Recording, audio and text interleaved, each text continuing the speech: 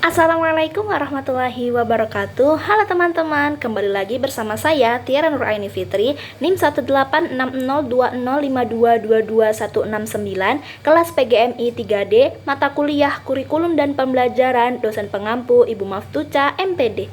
Nah, video kali ini saya buat untuk memenuhi ujian tengah semester atau UTS Kurikulum dan Pembelajaran. Simak jawaban saya berikut ini. Pertanyaan pertama, bagaimana kurikulum dapat disesuaikan dengan kebutuhan dan karakteristik siswa dalam konteks pembelajaran di sekolah?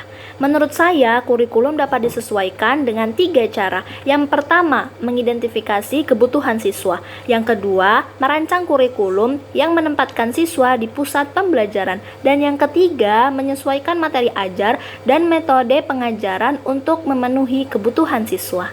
Pertanyaan kedua, apa yang dimaksud dengan pembelajaran berbasis proyek dan bagaimana guru dapat mengintegrasikannya dalam kurikulum?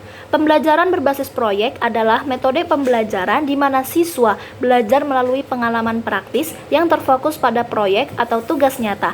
Siswa bekerja untuk mencapai tujuan tertentu seperti menciptakan produk, menyelesaikan masalah, atau menyelidiki topik tertentu.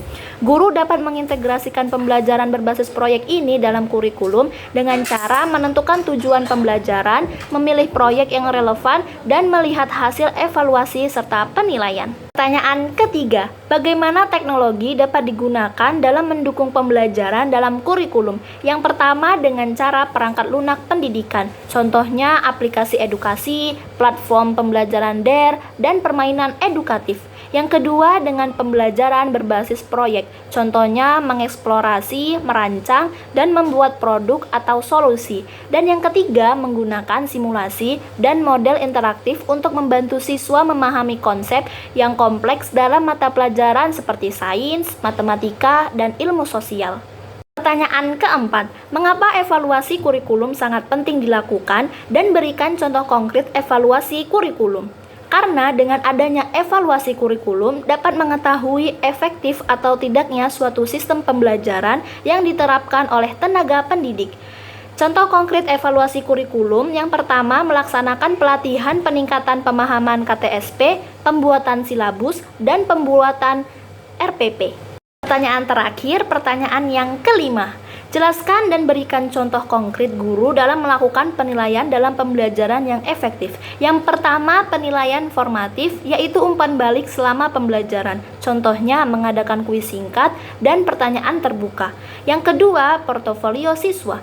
Meminta siswa untuk menyimpan contoh-contoh karya terbaik siswa sepanjang tahun pembelajaran. Dan yang ketiga, ujian tertulis dan lisan yang mencakup materi yang telah diajarkan oleh guru. Demikian tugas UTS dari saya. Apabila ada kesalahan saya mohon maaf. Terima kasih telah menonton. Jangan lupa subscribe, like, comment, and share ya. Wassalamualaikum warahmatullahi wabarakatuh.